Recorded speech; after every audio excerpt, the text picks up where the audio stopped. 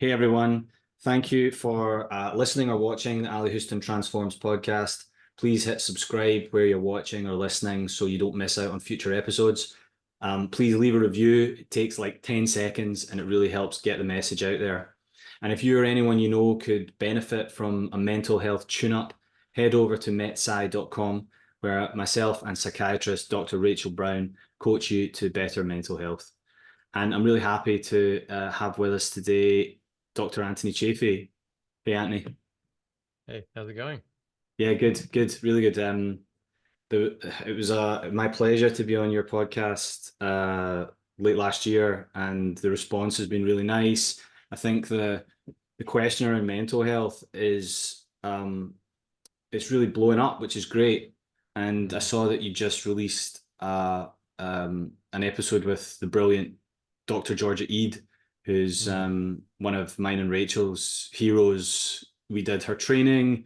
I followed her for, you know, 8 years or so, 9 years. When my mental health took this amazing quantum leap, she was basically the only credible scientist out there who was trying to make sense of why a ketogenic diet could help with mental health. And mm, something that she's said in the past is that a neurological neuron is not different to a psychiatric neuron. mm. And you're a neurosurgeon. Um, what's your thoughts about all of that? What are the ways that neurological health goes wrong, and what can be done about it? Well, I think it makes perfect sense. I mean, obviously, if your neurons aren't working properly, they're not firing properly, they're not firing the correct signal at the correct time and connecting with other neurons in the correct way, you're going to propagate that problem on and on and on and on and on, right? So if you're stacking bricks and there's just a 1 degree difference at the bottom, you're going to have a massive difference at the top, and so there's this multiplication or exponential growth of problems that come. And so I think it's more than plausible. I think it's likely, you know, the underlying cause of mental health issues is the health of the neurons. And so Professor Palmer from Harvard, who's also in this sort of space, he talks about the mitochondria, how important they are, and why they're so important for managing the functionality of the neurons, which makes perfect sense as he describes it. And Dr. E describes other pathways of damage to the brain, outside of the mitochondria that contribute to that as well. And it all comes down to eating a more appropriate diet for our species and allowing your brain to work properly. And as long as you're able to do that and you sort of get the anchor out of the way, people's health seems to improve dramatically, their mental health included. And of course, your brain is an organ. It's a piece of flesh. There are 400 billion to 2 trillion cells there. They need to function. And if the cells in the tissue in your heart aren't working right, you're going to get heart failure. If your pancreas isn't working right, you're going to get pancreatic failure. Okay, well, this is sort of a neurological failure of some description. And so it's very important to just allow your tissue in your body to heal and work properly. And if you don't, then you get problems, and sometimes it manifests as neurological conditions, autoimmune conditions, or mental health conditions. But what seems to be, the case in more and more and more of these is that it's the same treatment. You eliminate out these things that are neurotoxic, that damage your brain, damage the functionality of your brain, be it through the mitochondria or some other mechanism. You get your brain on proper energy, which is ketones. 2/3 of the cells in your brain prefer ketones. Why do I say that when everybody says that glucose is the primary fuel source? It's because when you have ketones and glucose available, those 2/3 of your brain cells will only run on the ketones. It's only when the ketones lower down that's when it starts replacing it with glucose. So that's a secondary backup energy source. And so obviously not the primary source. The preferred source is ketones. There's a preference there. And so your brain is running on ketones. That's its primary source. Mitochondria are working better. You have more of them. They're healthier. And you're eliminating out these very toxic, pro inflammatory sorts of foods omega-6s like linoleic acid and all these other sort of plant toxins and junk food and all this sort of garbage. Alcohol, obviously, drugs, these sorts of things are obviously going to affect your brain. And so this is a physical issue in the sense that you have a physical organ that's functionality is being damaged. We talk about it as a psychiatric issue as if there was some separation between our mind and our brain, but of course our brain is our mind, houses our mind, and maybe there's a soul and a personality and a sort of other thing there. But if you damage certain parts of your brain, your expression of consciousness will change. And we see this. We see people's personalities change, and we see their lives change, and their memories change, and all these sorts of, and their ability to use their body. Now, it may be that this is a focus and a lens for your soul to come through, but whatever it is a physical structure that needs to work properly. And if it doesn't, you will get problems, and they can manifest as mental health issues. And I think we need to remember that this is a physical organ that can have physical problems as well. And it's just sometimes, because it's our brain, because it's our consciousness, that has some very frightening effects, like seeing things that aren't there, hearing things that aren't there, being morbidly depressed, even though your life is otherwise okay. But thinking that, even though, like, we have very famous, very rich, very wealthy people that have good lives from what we can see, taking their own life. And suicide rates are not good. In some areas they're climbing.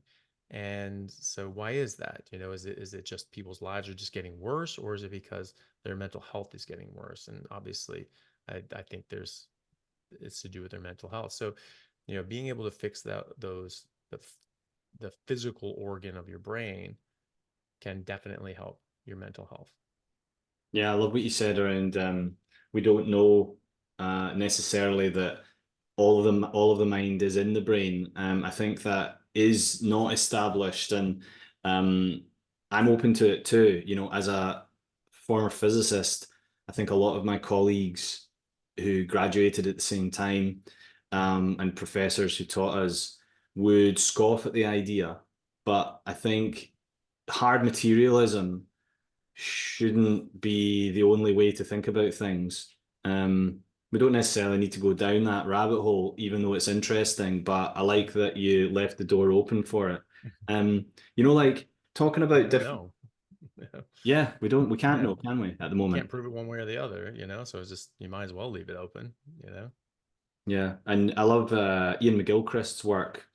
He kind of talks about the specialization of left and right hemisphere and how um, both hemispheres do everything to some extent, but that they have specializations, and that we very often we think that our sense of consciousness, our sort of 8-bit understanding of the world in real time is left hemisphere, and so we're not aware of what's happening in our intuition, in our subconscious, in the right hemisphere, where we feel like a good idea comes from God or from the muse, something external to us, because it's really located in a different part of the brain from our consciousness. But again, we don't know that for sure. And it's super fascinating to think about. Yeah, definitely. And that's the thing too. Either way, this still has to be focused through this physical structure. And so we need to take care of that, because if someone does get a brain injury, it will affect them, and will affect them very seriously. And you damage the brain too much, that person who was there is a different person, or maybe not there anymore. If it's called frontal lobe syndrome, you damage the frontal lobe. This has to do with your executive functioning, and basically your self-control, your inhibition. You sort of inhibit yourself. And so some people that will have frontal lobe injuries, they'll have it be a car crash and they'll knock their head or smash it, and they'll get bruising to the frontal lobe. It's bifrontal. If you damage one, like we, in neurosurgery, we'll take out a whole frontal lobe sometimes, especially like the right frontal lobe. If someone's right-handed, generally it's pretty safe. And you can do the left too. But If you take out both, big problems. So bifrontal lobotomy, sort of twizzle up the frontal lobes on both. It causes big damage. And a famous example of this was Sam Kinison, who is a stand-up comedian.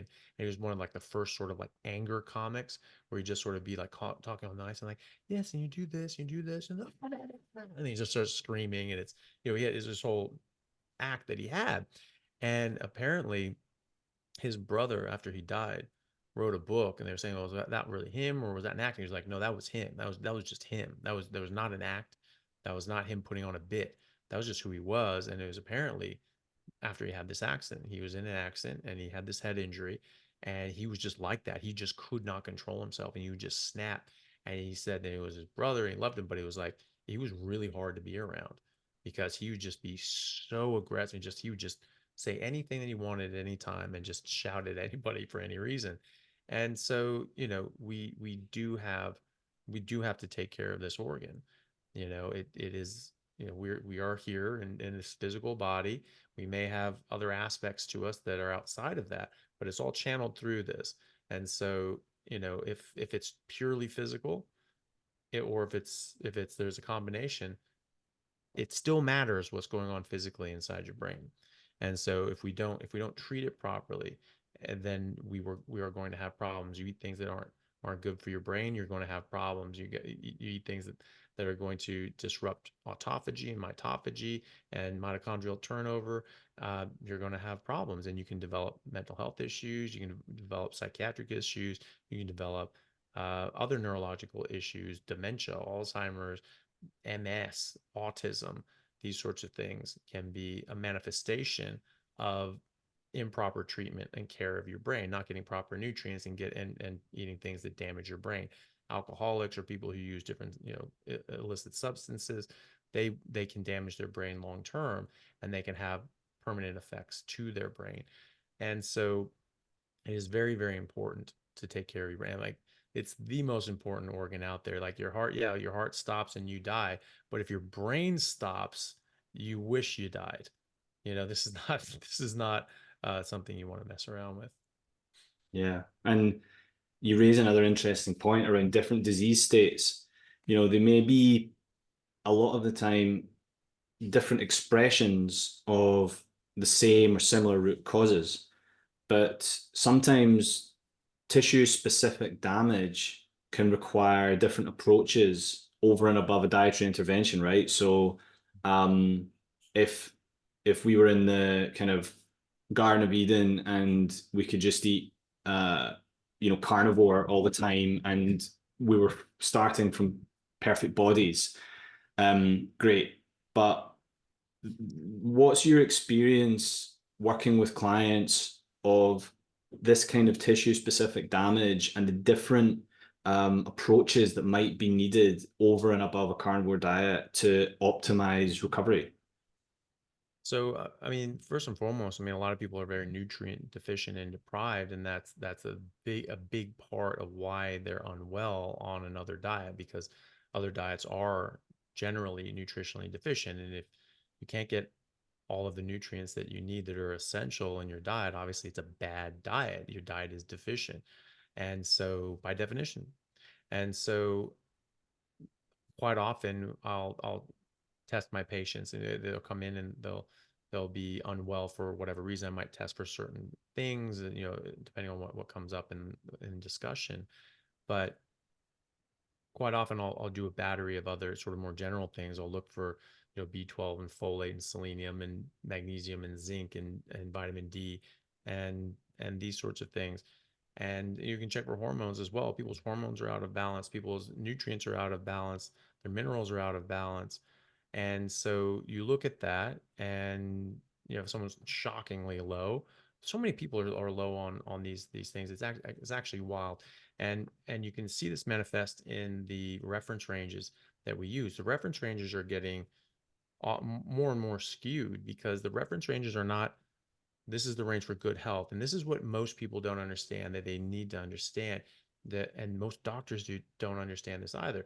When you go to the doctor and you get your bloods tested, say, oh, well, this is the range. And the doctor says, oh, well, everything's fine. Everything's in range. So I don't know. Must be in your head. There's nothing wrong with you. And sometimes they say it reassuring, hey, there's nothing wrong with you, everything's great, but people hear that and be like, well, there is something wrong with me. You're just telling me there's nothing, but I know there is. We just can't find it. Now I just don't know what the hell's going on. Well, the problem is that that doctor and most doctors don't understand, just like most patients and people don't understand, that the reference ranges that we see on these labs are actually just the average for the community. So first 2,000 people that come in, that is the reference range, and they keep that reference range for a certain period of time. And then they get a new reference range every, year, a couple of years. But it's each and every individual lab, they get their own reference range. And that's why every single lab or company in a certain town or area will have different reference ranges for the same thing. And that's why those reference ranges are getting lower and lower. So B12 reference ranges have just been getting lower and lower and lower and lower and lower. And that's because more and more people are B12 deficient. We're pushing this plant-based nonsense. And there is no B12 in plants. And so, if you're not supplementing heavily, you are going to wear yourself out. But, I talk to people and they're, oh, but my B12 is fine. I'm like, I bet you it's not. I bet you it's actually pretty damn low, because you're looking at the reference range, but the reference range is looking at the average for the community, and the average for the average person in the community is malnourished, overweight, and ill, right? 93% of Americans have at least one metabolic disease. The rest of the world is not far behind, and some are actually past that. 70% of Americans are overweight or obese. The rest of the world is very close to that, if not past that. America's only like the 19th most obese country in the world right now, right? There are 18 more countries that are more obese than that, and we have a 42% obesity rate. That's way too high. It was 8% in 1980. 8%. It was 6% after World War II. UK was 6% and 6% World War II in 1983 when they took on these dietary recommendations to stop eating meat, stop eating fat. And now you guys have probably nearly 40% obesity rate. And the overweight and obesity rate in the UK and Australia are actually higher. You have more overweight and obese people. US has more obese people, I believe. It changes every year, but Australia is one of the more overweight Western countries, overweight and obese. It's very, very large burden of of issues with overweight in Australia and the UK and the US. So you're comparing yourself against people that aren't very healthy necessarily. And so that's not what you want to do. So we look at things in a slightly different way. And so I look at people with B12. I have yet to see someone come into my office with a B12 that's actually in a reference range that's good, that we say, hey, this is a good reference range. No reference range should exist as an average. It should be, hey, this is what people have agreed upon is a reference range for good health. If we just change that, I mean, how we practice medicine would just it would be revolutionized overnight, because just normal doctors, GPs, and family and primary care physicians would just be like, okay, we'll send you off for blood. It's like, oh my God, this is all wrong. Oh no, this is all wrong. We can fix all that.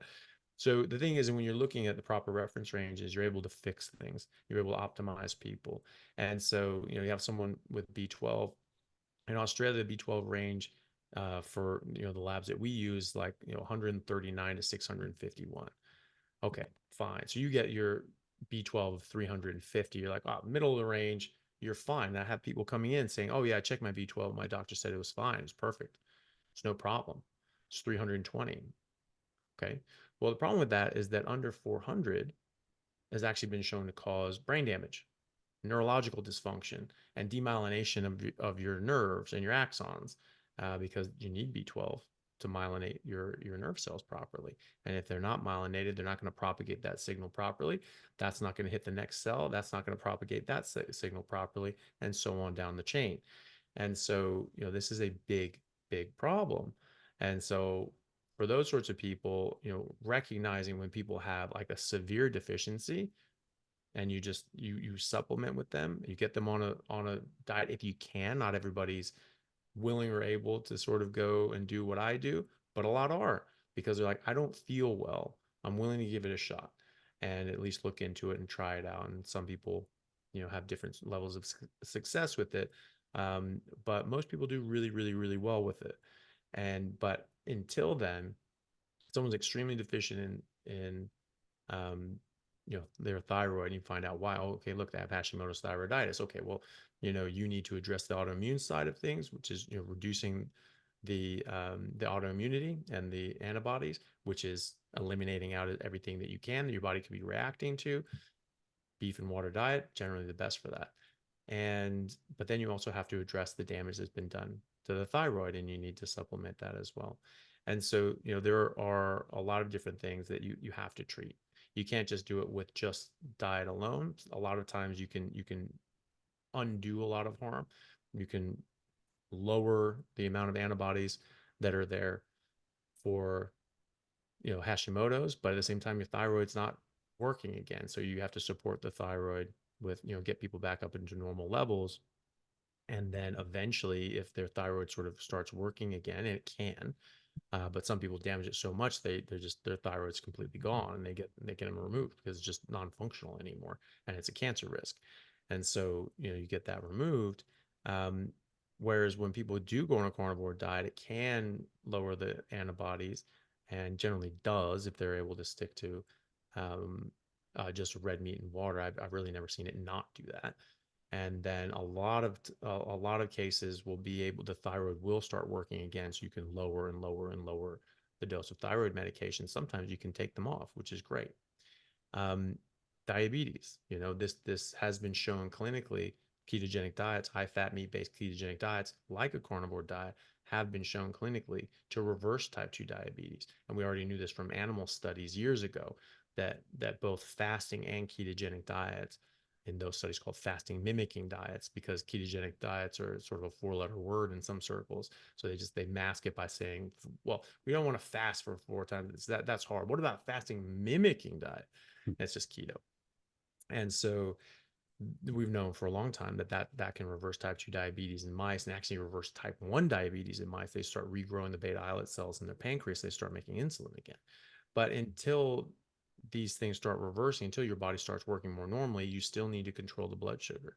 You still need to control how their body processes this energy. And the same for these other diseases. So, the important thing to remember is that these medications can still help people, especially early on. Supplements can help people, especially early on, getting them up to adequate levels, and then maintaining that with just their diet and lifestyle. And then the illnesses they have, like diabetes, like autoimmunity, and so many more, that the medications that they're on, they should continue on until it's appropriate to stop, and they may need to come on other medications if they have an undiagnosed problem like a thyroid deficiency. And so, it is important to combine both. I don't say that, everything's just diet.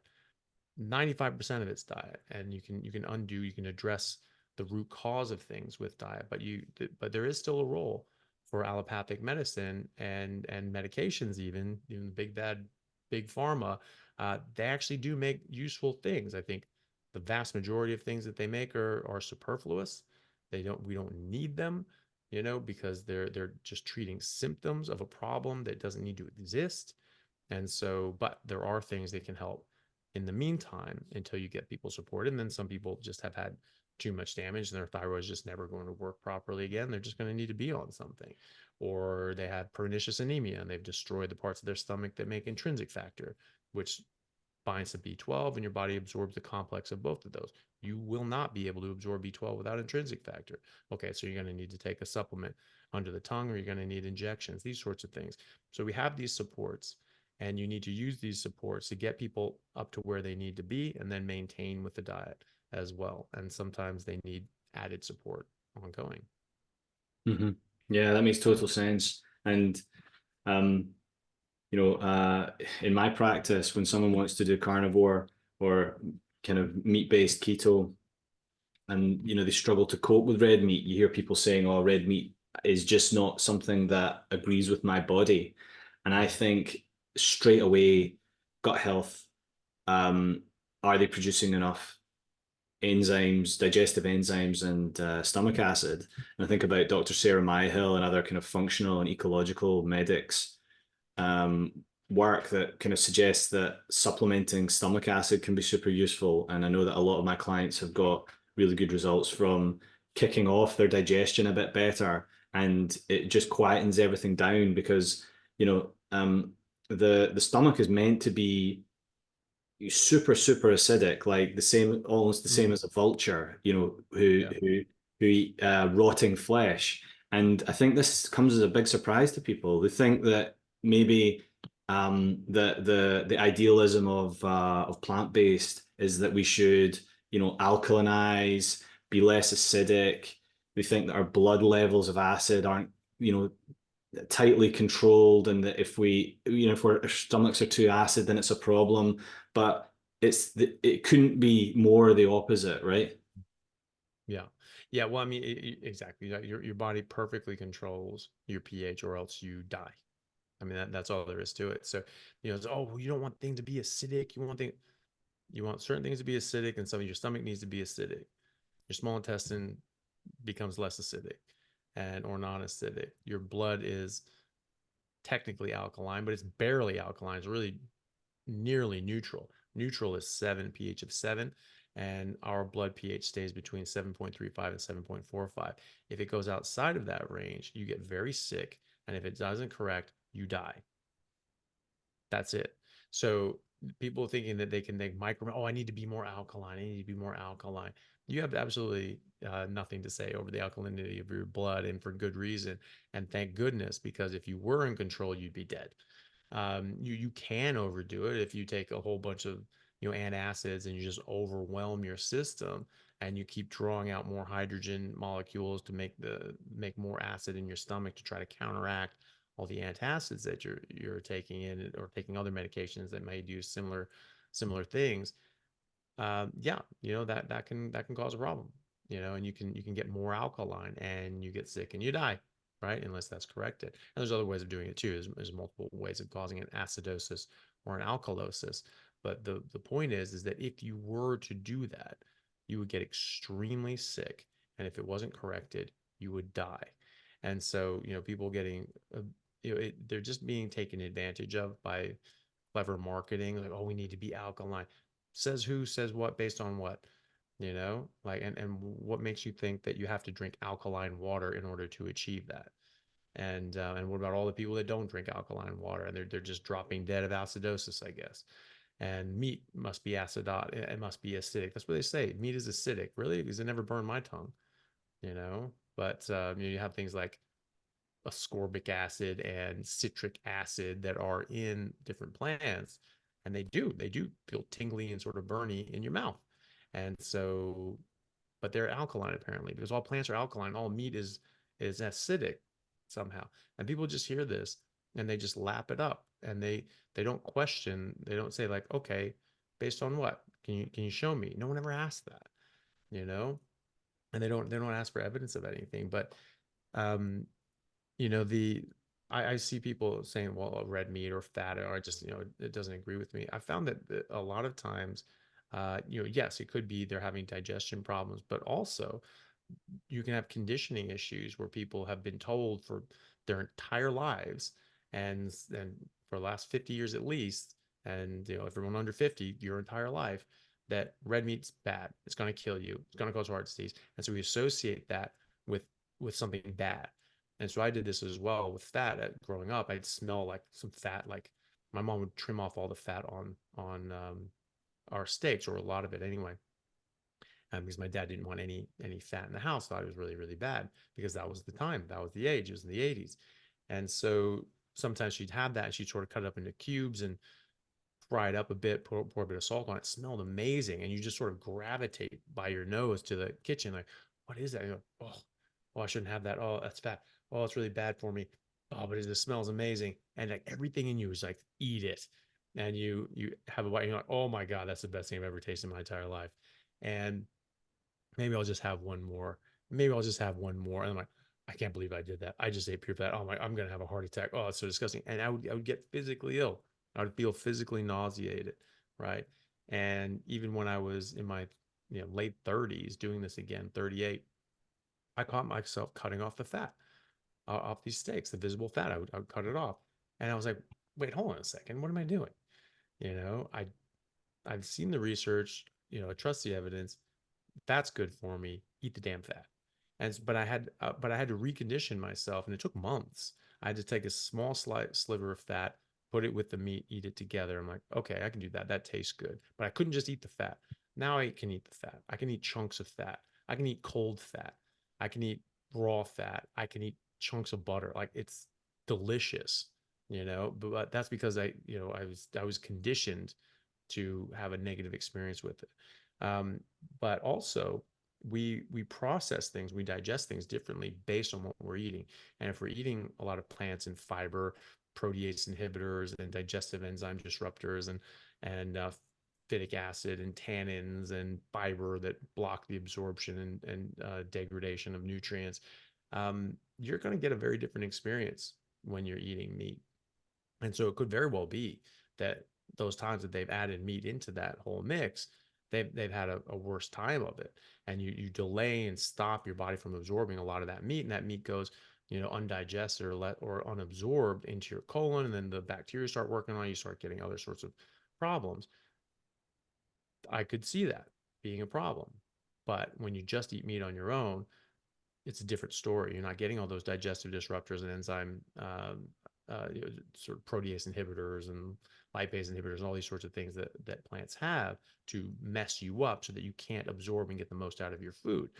Um, and I've had a lot of patients that say that, you know, say, oh, I used to have these problems, but, you know, I sort of tell them that, you know, those sort of couple of things, they try it. And a lot of times they'll come back to me and say, you know, I actually didn't have a problem with it. When I tried just eating meat on its own, it actually was okay. You know, I was a bit nervous about it, but you know, it was fine. And then so you troubleshoot those sorts of things, and then you continue to have problems. Then you start, okay, well, hey, look, you know, maybe there's a stomach acid issue, maybe there's a pancreatic insufficiency. But I find that a lot of people, it can just come down to conditioning and then you know, eating things with a mixed sort of diet. And also, when you start eating different things, your body starts adjusting to those things. You start making more enzymes and more stomach acid and more of the different sorts of things that you need to process that. I mean, if you're eating carbohydrates, you're going to pre-make insulin and preload insulin in your pancreas because it needs to be out there to keep your blood sugar down, and you stop doing that. You know, once you stop eating carbs for several months, your body just goes, okay, well, look, your body's very efficient. It's not just going to make insulin if you don't need it. So it's just like, okay, well, we don't need it right now. You eat sugar again, and then it goes, oh shit, and then it starts making insulin again. And if you do that for a couple of days, then it'll start preloading the insulin again, sort of like building up a tolerance, you know, with alcohol. So when you haven't been eating meat in a long time, you haven't been eating red meat in a long time, um, you may not be making all of these enzymes as well as you would before. And you know, in a couple of days, and you're not eating with the other stuff, your body will adapt. It's very quick. Your body, you know, once you start eating something regularly, your body adapts very quickly to that as well. So I've seen that also. Yeah, and at the other end of things, when I've had clients who've gone keto or carnivore, and they're saying like, I've not had a bowel movement in a week, or it's Mhm. like a fun-sized Mars bar or something, and you're like, well, you know, your microbes will feed off whatever they are kind of adapted to, and the ones that feed off the kind of sort of pseudo fiber that's in meat and connective tissue, they'll grow eventually. And a lot of people end up with, you know, daily bowel movements on carnivore, and it seems like a bit of a mystery, but you know, we're perfectly well adapted to doing that. And I mean, one of the main arguments I've seen against carnivore, even from sort of low carb or paleo communities, Weston Price's work, which showed like, you know, multiple independent peoples absolutely thriving on a big range of diets, which I don't doubt at all. But I always say to people that these kind of tribes, they were kind of typically pushed into small ecological niches. They don't necessarily represent the great bulk of our evolutionary environment. You know, they were all born naturally, non-cesarean, breastfed, and there's no judgment there. It's obviously like a hard decision, and women are put under a lot of pressure in that regard. Um, I'd recommend Nick Mailer's Ancestral Health Symposium talk for anyone interested in more about breastfeeding, bottle feeding. But these people, they didn't have 10 rounds of antibiotics when they were children, or thousands of meals containing sugar, flour, and seed oils, and all number of novel ingredients and environmental toxins. So that's why they can tolerate more of these foods, including, like the high Swiss who are eating bread and cheese. Like, I prefer the work of Mickey Bendor to and others to explain how we evolved. I'm pretty convinced that we are fat hunters, and can you talk about how we may be carnivores after all? Well, I mean, that's it. Yeah, all the best evidence shows that humans have been apex predators for at least 2 million years. Apex predators don't graze. They predominantly get their food from animal sources. If they can't get them, then you eat what you have to eat to survive. And our ancestors certainly did. But in general, from what we've actually seen from the more primitive cultures that have existed more recently within the last few hundred years, since before everything got westernized, like in Australia with the native Australians, the Native Americans, um, we saw that they were exclusively eating meat unless they couldn't get meat, and then they knew which plants they could eat in order to survive or use medicinally. And so people say, oh, well, there's this list of all the Native Americans that would use this plant and this plant and this plant and this plant and this plant and this. Yeah. Did they use them every single day? Was it 70% of their diet? No, it was not. It was when they had to survive, they would use it. Or they would use certain things medicinally when they needed it. But you don't take medicine every day, and they didn't either, right? And then, but what you really look at like as Mickey Bendor, Dr. Mickey Bendor points out, and he wrote an amazing um, thesis and publication on the evidence for humans being pinnacle apex predators, super predators. We were the most successful hunters that have really ever existed. We don't go for the stragglers. We don't go for the old, the sick, the weak, and the young. We go for the alphas. That's the biggest, strongest, healthiest one. That's the one I want. And we were taking we apparently our ancestors hunted the cave lions to extinction as trophies. We wanted their skins, so they had like throw rugs. That was an article from the Smithsonian that was saying that. So that's we're hunting even when we don't need it for strict survival, and we're going for the biggest, best prime example. So we are not only apex predators, we are the apex predator. And if you're looking at a population to give us an idea of how our ancestors lived, first of all, it's very difficult because there's no megafauna anymore. And for millions of years, we were hunting megafauna. And so that's very different. Also, we were in ice ages. We were contending with tens of thousands of years of most of the earth being covered in ice, or at least very bloody cold. And people say, oh, well, we must have just run towards the equator. Well, we didn't actually. The fossil records show that Homo habilis actually went straight up into the ice when the ice shelf started coming down. So um, you look at the Inuit living in northern Canada or northern Alaska, where it's just frozen tundra year round. There are no plants to eat.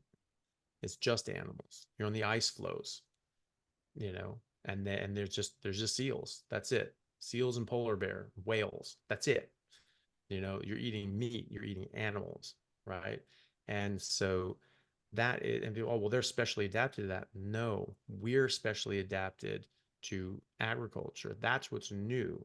The way the Inuit live, that's been established. We've been doing that for millions of years. They're the holdovers. They're the old way, you know, and we're the adaptations. We've changed. We've changed the way we've been eating. We changed the way we've been living. We're different. They are the same.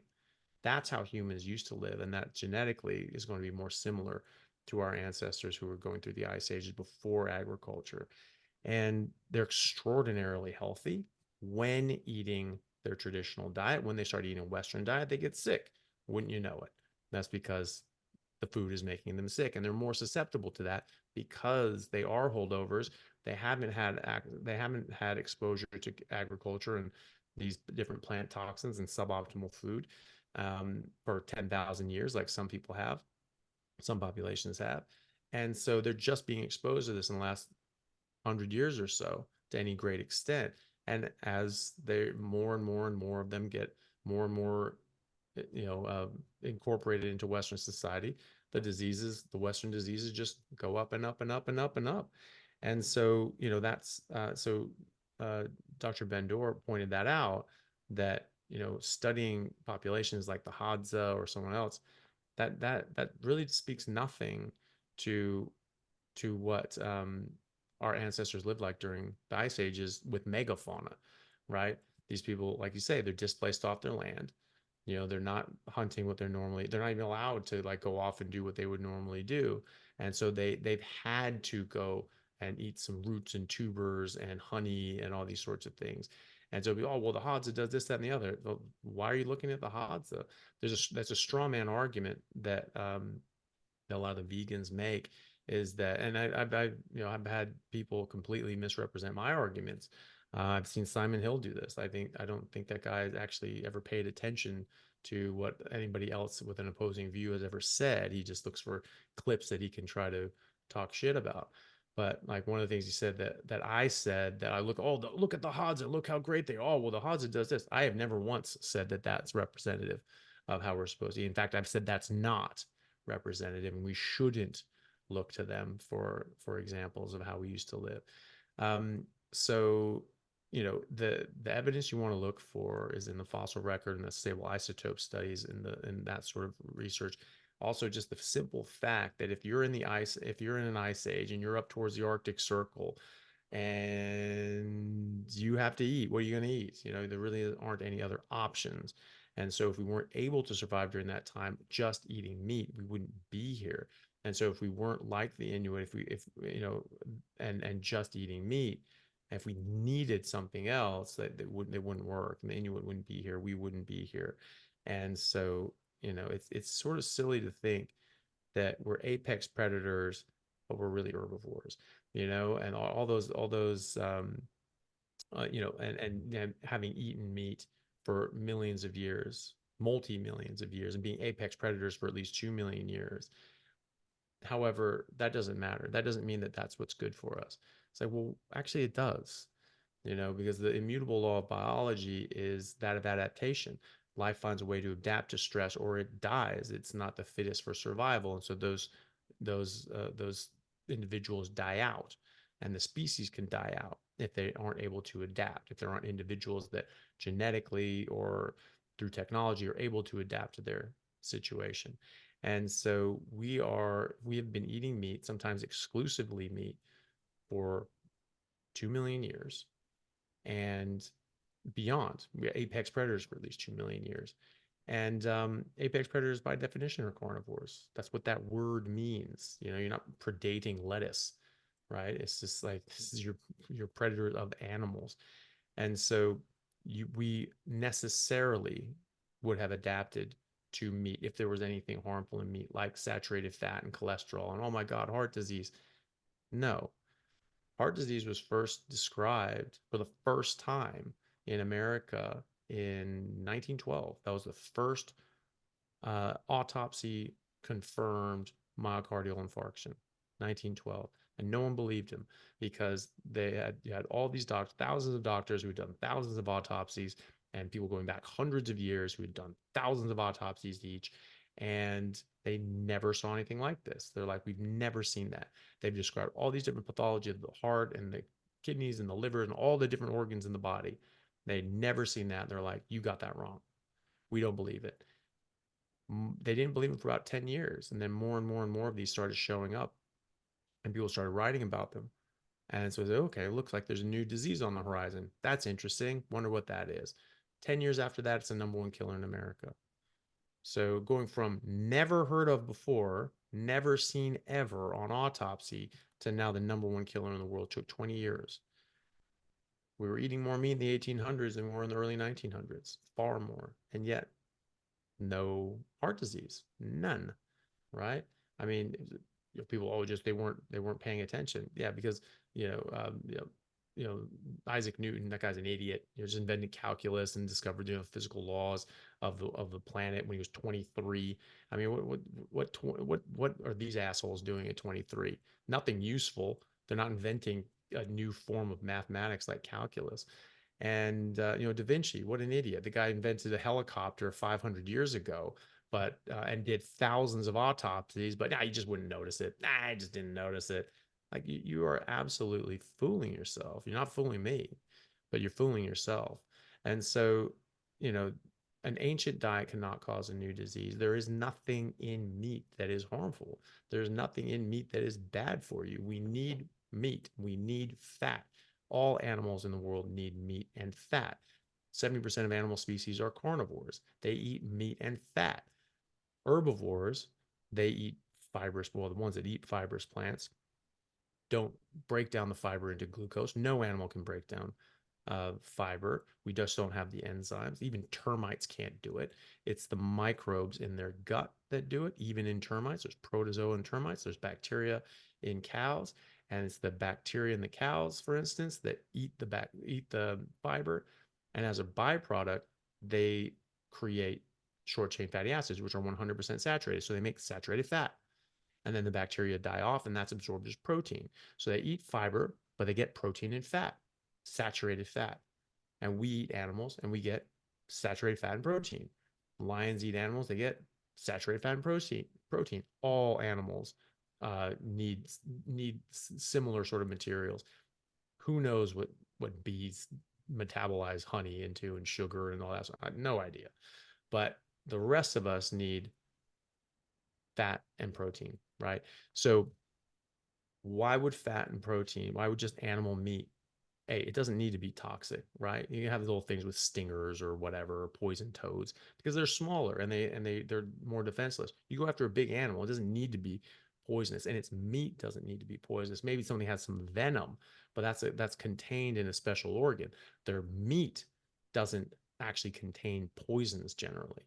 And so, especially larger animals, they just don't need to do that, right? They have different defenses. They didn't need to be poisonous. A shark does not need to be poisonous. You take that thing down, good luck. You take that thing down, and it's just there for you. It's hard to do. It's hard to take down one of these big animals. But once you do, you have the most bioavailable, nutrient dense food that there is on this planet. And so the idea that it's just toxic to us and it just causes all this harm is stupid. You have herbivores that eat meat sometimes. You have they're opportunistic meat eaters. So like horses or deer or elk, they will eat little goslings and ducklings and rabbits and mice if they sort of see them around. They just jump them up because it's perfectly available fat and protein that they need. And so they'll eat that. And then they'll go back to eating whatever plants they eat. But it's easier for even them to get that fat and protein and those nutrients from those little animals. And so they will do it. So there isn't anything in meat that is harmful. The only thing they try to say is, oh, saturated fat. No, saturated fat is good for all animals. We all run on saturated fat, by and large. And also we've been exposed to it for millions and millions and millions and millions of years. And so if we've been exposed to this since the dawn of humanity, since pre-humanity, we are more than adapted to this stuff. If there was something harmful, which there isn't objectively, and certainly wouldn't be to us because we would be adapted to it by this point. We are not adapted to plants. We have not been eating plants for millions of years. We only started eating plants again 10,000 years ago. Some populations. And then other populations like the Native Americans, Native Australians, and elsewhere around the world, they have not had that exposure. And so it's they get hit much harder by going to an agrarian lifestyle than people from, say, European ancestry. And that's why, right? So when Native Americans, Native Australians are eating a Western diet, they're 4 times as likely to get all the chronic diseases that we get. I learned that when I was in grade school. And so, and I remember thinking at the time, I'm like, well, doesn't that mean the food is causing the disease? Because if we don't eat the food, we don't get the disease. Or if they don't eat the food, they don't get the disease. And we eat the food and we get the disease, we just get it at a lower rate, And what's a non-Western diet? What the hell is that? What are they eating that we're not, and vice versa? Well, the answer is that they were carnivores. They ate, bison. In the Plains Indians, they just ate a lot of bison. Otherwise, they ate different kinds of meat. The native Canadians and Alaskans, they just ate polar bear and seals and fish and whales and things like that. They ate meat. That's a non-Western diet. And so they didn't get the Western diseases. That's what they used to be called. Now it's just called human diseases because we start seeing them creep into animals. It used to be just called getting older. Oh, it just happens. Now we start seeing with dogs and cats. Why are they getting lupus? Why does that dog have diabetes? Why are they, oh, yeah, well, that's just a thing. Oh, yeah, it must be the intensive breeding. It must be the breeders doing this. It must be a genetic thing. Or it's the crap you're feeding it. You have obligate carnivores living in your house and you're feeding it grain-based crap. And now there's a vegan push to say, oh, animals have to have vegetables. Why the hell would they need vegetables? Broccoli doesn't exist in nature. And certainly a wolf isn't going to eat it. Why the hell are you giving it to your dog? Like that's not a good idea. A lot more plants that we eat will kill your dog, will kill your cat. Avocados, grapes are toxic to our pets. And we don't get this. Oh, plants, they're all so good. No, they're damn well not. Plants are the opposite of good. They defend themselves with toxins. And you disrespect that at your own peril because they won't forget about you just because you try to ignore them and just pretend, oh, it's just not there, oh, it'll be fine. No, it's not. You're ingesting poison. It's to varying degrees. Some are worse than others, but most plants will kill you. There's 390,000 plants in the world. Most of them will kill you. This is why you get lost in the woods. You run out of food. You can't eat any random plant. Most of them will kill you. You have to know exactly which ones you can eat safely, like the Native Americans did and the Native Australians did. Then you would probably have no idea because there are no plants up there generally, for most of the year, and they just don't eat any of them. So, that's the thing is that, anywhere you look around, you can see evidence of us being carnivores and this being the way that we need to eat. And the simple fact that we haven't evolved eating plants, that we have been eating meat, and there isn't anything inherently harmful in meat. Just the whole nonsense about saturated fat, that was a scapegoat from the sugar companies. In the 1950s and 60s, they were blaming fat and cholesterol for what sugar and processed food was doing so they could protect their multi-trillion-dollar products, right? So we have documentation of this. This is not just supposition. And it's so funny. People online, they're like, "Oh yeah, you're just saying all this." This is in the legal record. This is in the peer-reviewed literature, their own documents, their own words from the Sugar Research Foundation, detailing how they paid off various professors from Harvard and elsewhere to falsify data and publish fraudulent studies to make it appear as if cholesterol caused heart disease when it was really sugar. And one of those professors was named head of the USDA. And he was the one who authored and published the USDA declaration that cholesterol caused heart disease, saturated fat, increased cholesterol. Stop eating both. Before that, no one in their right mind thought that saturated fat was bad for you or cholesterol was bad for you. These were all very important things. It's called rich food for a reason because the rich people were able to afford it and everybody wanted it because it was so good for you. And we've just completely gone away from that. So now we've vilified something we've been eating forever that all animals eat all over the world. And we're trying to pretend that that's somehow toxic to us. And there's nothing else toxic. There's literally a million different defense chemicals that plants make. Those are fine. Those are probably hormetic. Yes, they're toxic, but they're hormetic. You just eat as much as you want. It's all hormetic. What the hell does that mean? Hormetic means that it's toxic past a certain dose, and before that, it's okay. Is every single toxin hormetic? No, clearly not. Some things are not good at any dose, or they certainly don't give benefit at any dose. They might not be acutely toxic. You can handle it up to a certain point, but it doesn't necessarily mean it's good for you below that toxic point. But you need to know what that toxic point is. Say, oh, well, it's probably hormetic. What? What is hormetic? Which of those 1 million things are hormetic? And at what level, at what dose? You have to know that. If you're claiming something's hormetic, you have to say which chemical at what dose, right? You have to do that. The WHO talks about You have a specific limit of cyanide that you can take in, like from cassava, tapioca, almonds, right? 2,500 other different plants. They say, well, you can't have more than this. It's like 10 milligrams, something like that. It's just this tiny little amount. And some milligrams. So whatever it is, they say it's like, here's the limit, right? It's not that high, right? And I have never seen on a bag of almonds, like, hey, this is how many almonds you can eat before you hit your daily maximum for cyanide, or on tapioca, or on cassava, which has a lot of natural cyanide in it. I've never seen that, So even the WHO is saying, hey, here's the limit, here's the line, but no one is getting told that. And it's not on any of the packets of food that contain cyanide, right? And so this is just insanity that we're even doing this, and we're blaming meat. We're saying that meat is toxic, the thing that we're made out of. Is your bicep toxic to you? These are the same chemicals that are in a steak are right here in your arm, and somehow that's toxic. It makes no sense. It's not toxic to any animal on Earth. Plants are toxic to every animal on Earth. There's only animals that are specifically adapted to specific plants. They can handle that plant, right? Every other plant will kill them or make them very sick or at least harm them, right?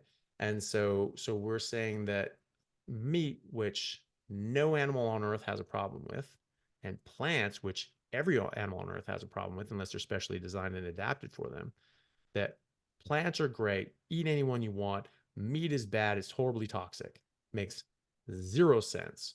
And yet people keep pushing this crap, and and it's hurting people. And that's the thing. I wouldn't really care if they were just dumb on their own, but they're pushing this out and convincing other people to do this, and it's hurting them, and it's causing serious illness, it's causing harm, it's causing disease, it's causing death.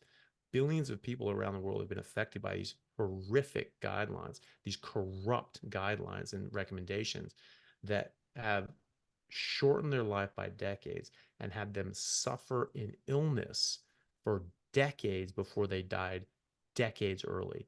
And that is absolutely unacceptable, and it's certainly unacceptable that now we can see this and we can see what they're doing to accept this going forward. So, no, it's not okay. You want to kill you want to eat plants, you go ahead. Like, I don't care.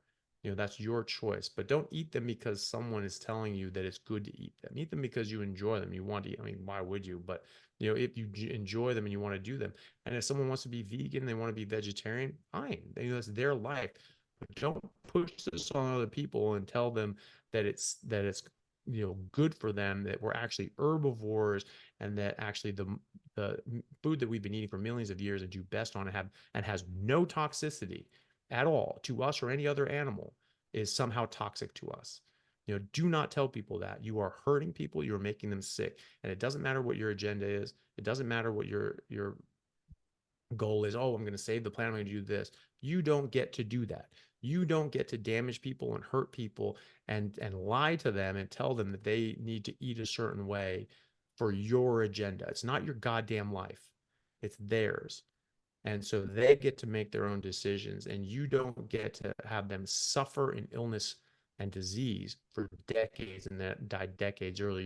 You do not have the right to have someone's parents wither away and get sicker and sicker and sicker and die early and have to watch them suffer for decades and go into a nursing home and lose all sense of who they were as a person, and because of your ideology. You don't get to do that.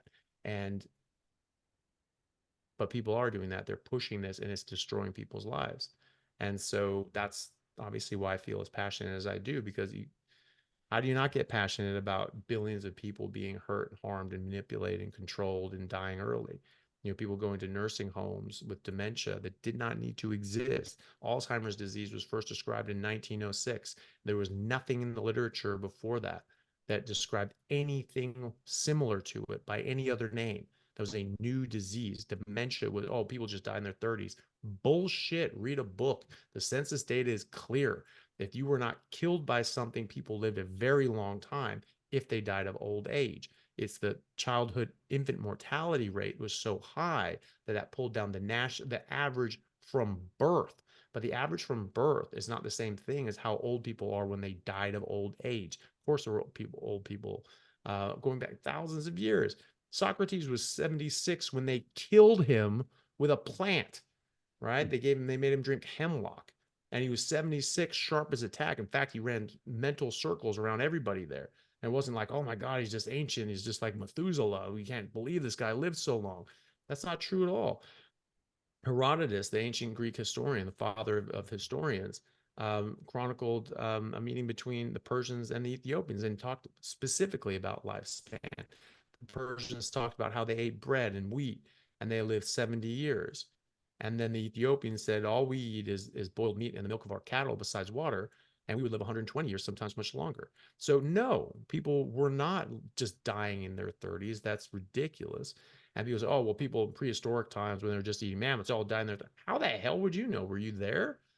Did you see a census report from 20,000 years ago during the ice ages in prehistory? That's the whole point. There is no historical record because there was no written word, right? And so how the hell would you know? Like, oh, I don't know. Someone just said that. Okay, well, there's no actual evidence of that. You look at fossils. Oh, well, they're not all depleted and decrepit, and they don't have osteoporosis and arthritis and all that sort of. Yeah, because they weren't sick. They were eating what they were supposed to eat. And you never see, an old elephant with osteoporosis and arthritis or anything like that. You don't see them like walking down the Serengeti and just breaking a hip and falling over or something like that. That's not how elephants die, right? And that's not how elephants die in the zoo when they don't have predators and they are allowed to live out their natural life expectancy and die of old age. They don't, and they're horribly heavy animals that if they got osteoporosis, if they got weak bone, they would shatter. They would shatter and fall down, right? They don't. Humans get osteoporosis. That's, again, a human disease. And you feed animals in the zoo human food, they get human diseases. And that's why there's a sign that says, don't feed the animals. They get human diseases, right? And what the hell is a human disease? Well, it's from the food. You feed animals human food, they get human diseases. Any idiot can tell you what that means. It means the food is causing the disease. It's that simple. And we're eating things that didn't even exist 100 years ago, let alone 10,000 years ago, and certainly not 2 million years ago when we were evolving into what we are today. And that is the root of most chronic disease today. Amen. Yeah. I mean, I love you've got it all queued up now, just having chats with these people in a very open and engaging way. You have all of the points to respond to. And I think it's unassailable logic and more power to you and your work. I mean, I think we could keep talking for hours, but let's bring it home. I think if people want to hear more, then they should definitely check out your podcast, The Plant Free MD. We did an episode that came out in, I think, October or thereabouts, and we spoke a lot more about mental health then. So if people want more of a mental health angle than even we covered today, then that's a good episode. But obviously you've got the Georgia Eid episode, who's also been on this podcast, and so many others, just brilliant conversations. So thanks for the work you do, and thanks for coming on today. And besides Plant Free MD podcast, where do you want people to look for you? Yeah, well, and my YouTube channel is just Anthony Chaffee MD, and so I have all the podcast episodes on there as well, but like the video versions of them, and then I have other videos as well that are on there, and sort of some are taking like shorter clips, like that 20-minute rant I just went on. Maybe I'll just be like one clip or something like that, and so people can see that sort of stuff there. But then there's sort of playlists to separate things out. So there is like the podcast, the video versions of the podcast there on the podcast playlist, and then Getting Started on a Carnivore Diet is another playlist that sort of chunks things in, or athletes, there's athletics and building muscle on a carnivore diet, things like that. So there's that sort of broken down in different sort of groups like that. Cancer is another one. I should do one on mental health as well. And then Instagram, pretty much, yeah, Anthony Chaffee MD is my YouTube channel, my Instagram, Rumble as well. And then Twitter's like Anthony_Chaffee. So those are the sort of the main ones. But yeah, if people want to see more, either the podcast or the YouTube channels where they would go. Amazing. Well, thanks again, Anthony. I know I'll catch up with you in person at the public health collaboration meeting in Yeah. London in May, and looking forward to it. Yeah, me too. Yeah, that'll be great. Thanks for listening or watching, everyone. The Ali Houston Transforms podcast. Please hit subscribe where you're watching or listening so you don't miss out on future episodes. Please leave a review. It takes just 10 seconds and really helps get the message out. And if you or anyone you know could benefit from a mental health tune-up, head over to metsci.com where myself and psychiatrist Dr. Rachel Brown coach you to better mental health.